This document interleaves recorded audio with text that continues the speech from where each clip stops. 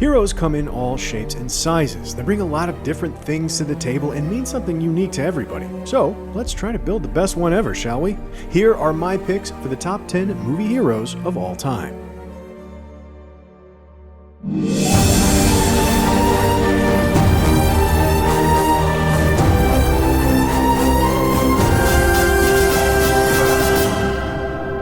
To begin with, Hero covers a lot of ground, and instead of our usual 10 tropey taxonomical tactics, I'm going to try layering traits on top of each other to see if there's a true champion that can actually exemplify all of them, building what I feel like is the perfect movie hero one characteristic at a time.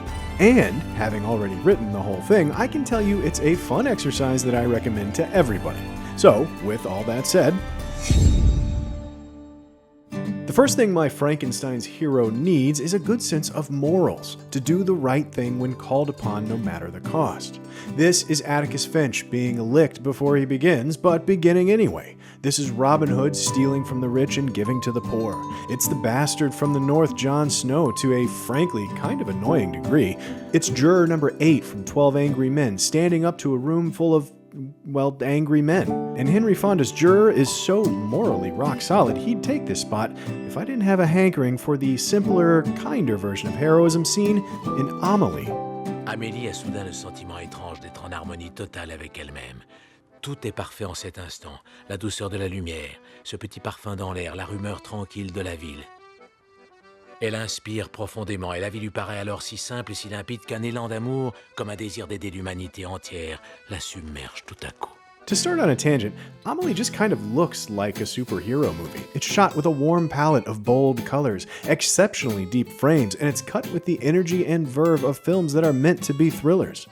Amélie the film builds a world that's distinctly real but uniquely elevated with a tinge of fantasy. It's the same trick Marvel uses so that we believe superheroes exist. But Jean-Pierre Jeunette's undeniably sweet quirkfest finds a young Parisian woman perpetually and anonymously bringing happiness to those around her.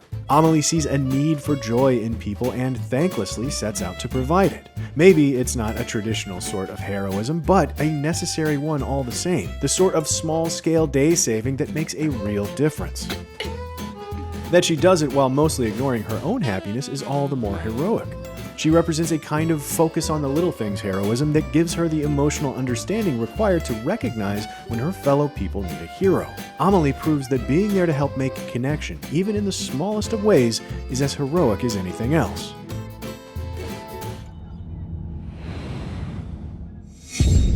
Now that my hero has a strong sense of right and wrong, they need a layer of courage to stand up for it. But things aren't ever as simple as that. And while capability may be easy to come by for some, others have a longer road with more obstacles. These are the underdogs, and the ability to triumph over insurmountable odds is key to building a perfect hero. There's a formula for sports movies that does this better than any other genre, but before we mention Remember the Titans or Miracle, we're making up a hero here, not plucking one from the ranks of real life. But fiction has provided us with Rocky, which was only inspired by a real guy. The Average Joe's Dodgeball Team was for sure completely made up, alongside the Bad News Bears and the Conlon brothers from the very excellent and rare double underdog film, Warrior. And of course, the cricket team in India's Lagaan. But underdogs don't only exist between the chalk. Shoshanna from Inglourious Basterds is every bit the underdog, and her victory in the end is as cathartic as anything from a Disney-fied sports movie. Ditto for School of Rock's Dewey Finn, Katniss Everdeen, every one of the vastly outnumbered Seven Samurai, Jamal from Slumdog Millionaire, and of course, our number 9 pick, FBI trainee Clarice Starling. You haven't mentioned anything about the information contained in my report or Dr. Lecter's offer, sir. Considering it. That's why you sent me in there, isn't it? To get his help on Buffalo Bill, sir?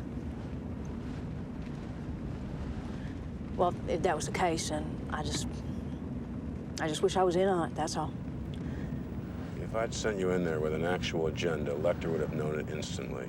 He would have toyed with you, then turned to stone. Beginning the film with a literal uphill climb and ending it at a disadvantage to a set of night vision goggles, not much is expected from Clarice at any point of The Silence of the Lambs.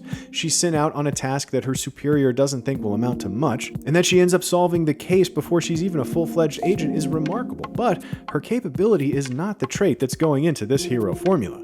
There's a stubbornness inherent in an underdog, a resolve to bulldoze through lowered expectations and surprise everybody who thought they didn't have what it takes, and that takes bravery as well. And the reason Clarice gets our number 9 slot is that her bravery is not only in facing an opponent to whom, on paper at least, she's outmatched, she's facing down an entire system that looks down on her, which is a wholly different kind of courage than following a deranged suspect into the dark.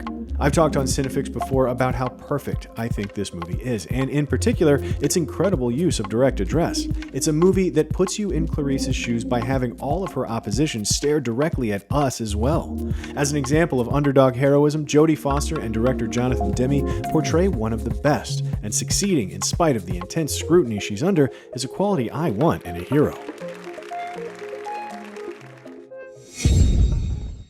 The next step for our courageous underdog with an empathetic sense of right and wrong is the ability to get things right, even if they don't really mean to.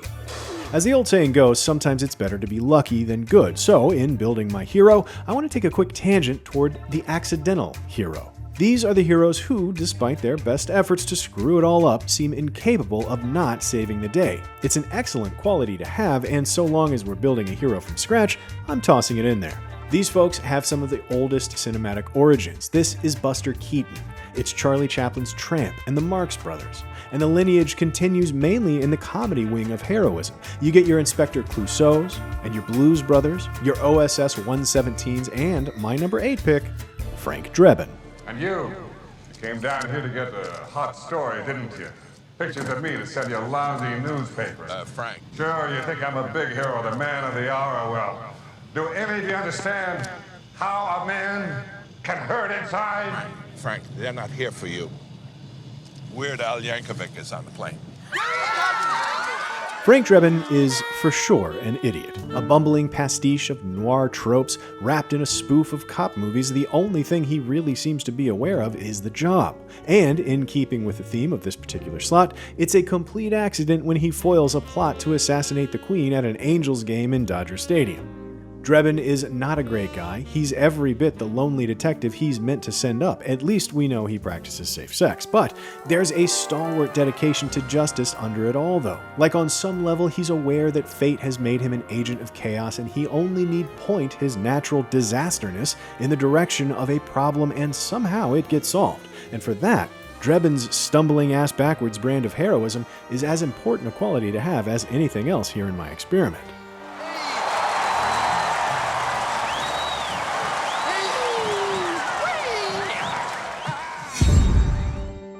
Moving on to number 7 in our more meaningless than usual numbering scheme, it's time to start pulling some of these disparate elements together in a familiar and relatable form.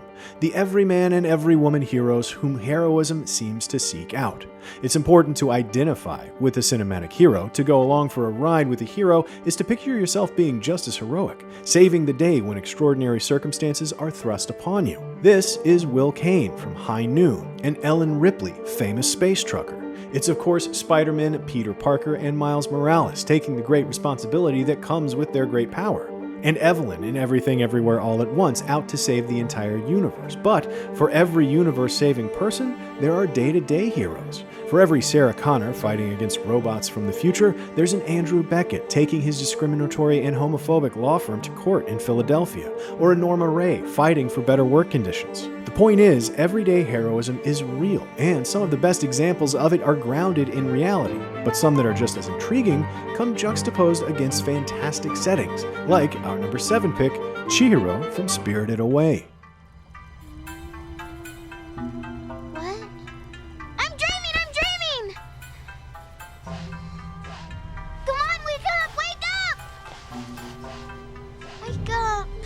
One of Hayao Miyazaki's several masterpieces, Spirited Away is on the surface not relatable at all. It's complete fantasy. A girl is trapped in a spirit world and indentured into service at a bathhouse populated by strange creatures and witches.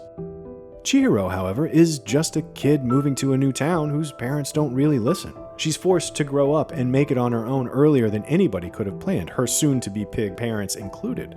Chihiro's heroism is based around coming of age. Miyazaki's story, as fantastic as it may be, highlights the things that we all go through and makes them heroic. Feeling unsure and alone and struggling to rediscover ourselves in a brand new world. That she's also able to rescue those around her on her journey out of the spirit world more than earns her relatability a spot on this list. By now, my cobbled together hero is starting to feel really heroic. Super heroic, even. So, it's time to look for a bit more oomph. Let's layer on top of our moral code and relatable underdog hutzpah an air of invincibility. This trait we'll take from what I call the impervious everyman. These heroes might actually be indestructible, but that doesn't mean it don't hurt. It's John McClane, rough around the edges, can't keep his marriage together, but man, can he take a punch. The action-adventure genre is full of them. Brendan Fraser from The Mummy, Stephen Chow in Kung Fu Hustle, Michael Douglas in Romancing the Stone. More recently, we've gotten the Energizer Bunny of martial arts in Rama from The Raid, and the impossibly epic and unstoppable leads of RRR. If there's an actor that's defined this trait in Hollywood for decades, however, this is literally Harrison Ford's whole thing. From Jack Ryan to The Fugitive to our number 6 pick, Indiana Jones.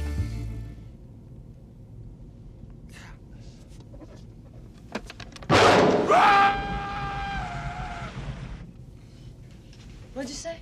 Born out of the adventure serials of the 30s and 40s, Dr. Henry Jones Jr., professor of archaeology and obtainer of rare things, is the gold standard for taking his lumps and powering through it. While he calls on seemingly impossible reserves to get up and keep going, the adventures leave signs of wear and tear. He gets hurt and scared and surprised and relieved and genuinely shocked that it all worked. It's those moments that make his indestructibility seem relatable as well. Plus, he hates Nazis. And I hate that I have to say this in 2022 because it should be a given, but all heroes should hate Nazis. Nazis. I hate these guys. Hitting the halfway point, and my hero has a solid moral compass with an underdog's courage and relatability tinged with Frank Drebin's luck. So it's important to remember that we're only halfway done here. Let's start thinking big picture here. The broad strokes poster child for heroism is, of course, a character that's extraordinarily gifted, and someone who uses those gifts for the forces of good. Now, this doesn't mean they have to be superheroes, but this is just about every superhero to one extent or another. But we're also talking about RoboCop, a good human's brain enhanced with a robot body. The T-800 in Terminator 2 Judgment Day, a robot body enhanced by a good human's brain. It's Sherlock Holmes' predictive brilliance, Ethan Hunt's ability to plan a perfect heist, and the type of incredible wuxia we see in Hero. Which is weird that a movie called Hero is just now showing up on this list. But if there's one character that's defined superhuman expertise, it's my number 5, Bond. James Bond. Well, what's the matter with it? I'd say it was a 30-year-old fiend indifferently blended, sir. With an overdose of Bombois. Colonel Smithers is giving the lecture, 007. 007 does everything I mentioned before, and somehow does all of it really well. He's fearless and capable and sexy, fiercely loyal, but also has a problem with authority. And across the decades of saving the world, he's also a really obvious choice right here. So I'm going to shift gears to Diabolik.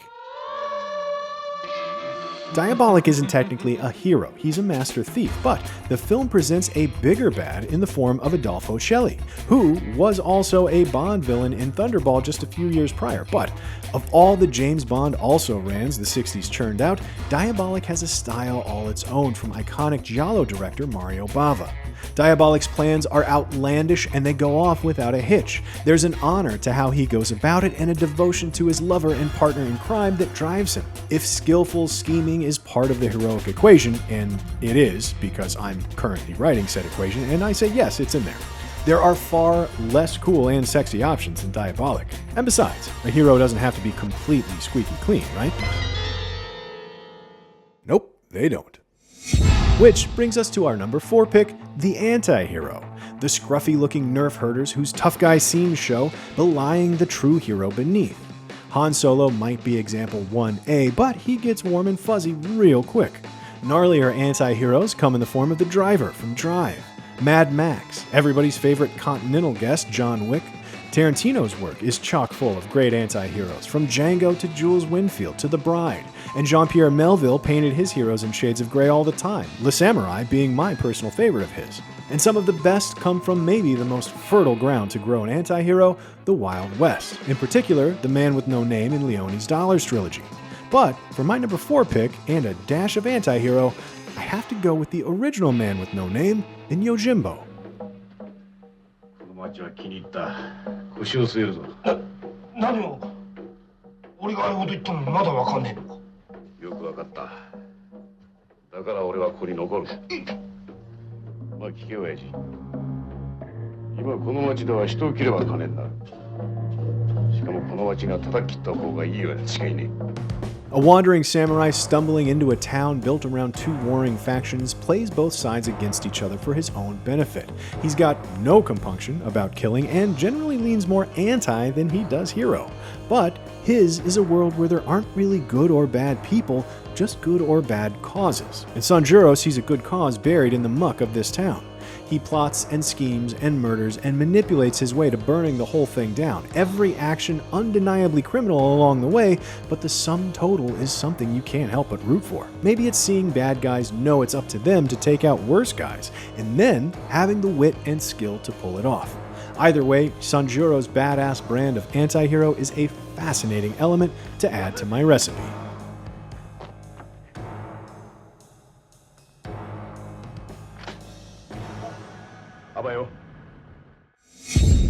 And in putting this hero together, I also can't overlook the fact that a hero needs to be for everybody. More specifically, I think they need to be somebody else's hero too. And since I can't very well actually be somebody else, I'm turning my number 3 over to CineFix's friend and colleague, Amelia Emberwing.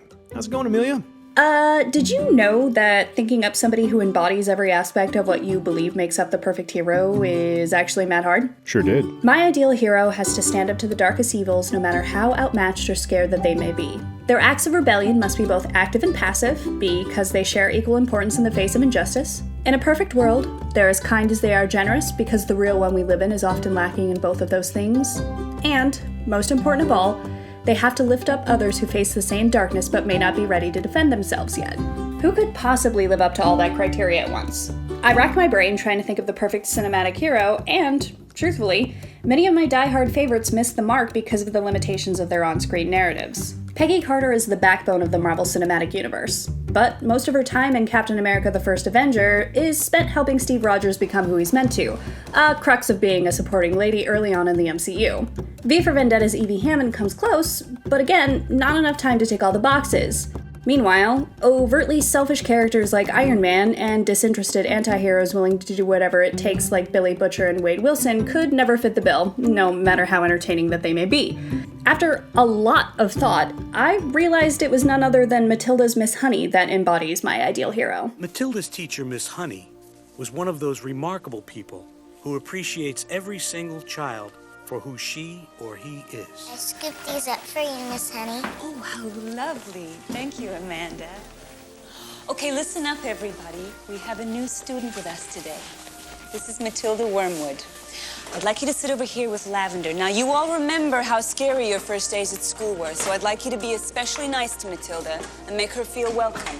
Miss Honey brought the kids of her classroom knowledge and warmth in the face of Miss Trunchbull's fascist antics, and stood up even when she was frightened despite not having the same powers as her future charge. And, while Matilda can take care of herself, Miss Honey taught the young girl one of the most important lessons of all. Just because you can do it all by yourself doesn't mean that you have to, and being special doesn't mean that you don't deserve a childhood. We have an impressive meal's worth of ingredients in our hero stew, and now it's time to go on an adventure, or a journey. A hero's journey, as made famous by Joseph Campbell. The hero's journey formulaically tests one's mettle as a would-be hero answers a call to adventure, then overcomes obstacles along the way, only to return changed and stronger for it. This is Frodo Baggins setting out from the Shire with Sam and the One Ring in tow. It's Neo following the White Rabbit out of his apartment, or King Arthur claiming the sword Excalibur. In space, a long time ago, it was Luke leaving Tatooine's 2 sons behind on his way to becoming a Jedi. And a long time from now, it's Paul Atreides going to Arrakis to become the Kwisatz Haderach. But more in our own time and here on our own trusty planet, there's our second to last heroic layer in the form of Chief Martin Brody. Don't use the fireplace in the den because I haven't fixed the flue yet. Tell them I'm going fishing. One of my favorite moments in Jaws is a throwaway line about keeping his kids away from a swing set he hasn't had a chance to fix. It's such a wonderful little detail about a character who's struggling to control his environment to make it safe for his family. A big city cop who came to the small town on Amity Island because he thought he could make a real difference, Martin is a guy who's already in the middle of his journey when we meet him. And when that journey calls him out to the water, which he hates, he's faced with the choice that defines his heroism. Does he remain who he is? A man who thinks it's only an island if you look at it from the water? Or the man who protects his community from the very thing he fears, the unknown dangers he might not be able to fix? The willingness to go on a hero's journey knowing full well it's going to challenge and change you is a quality I gotta have in my hero.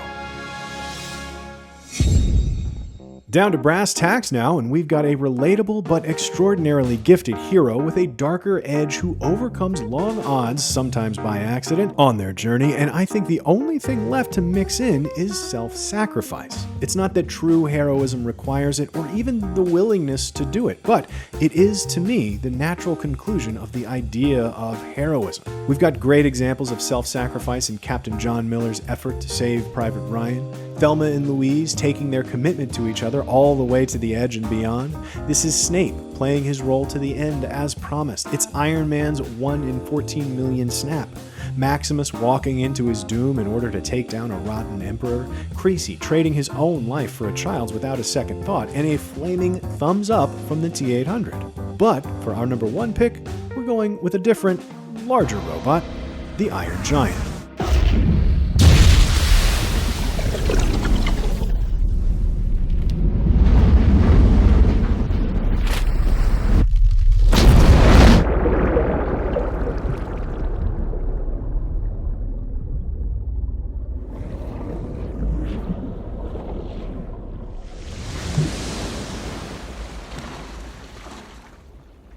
Yep, the Iron Giant is my ideal movie hero.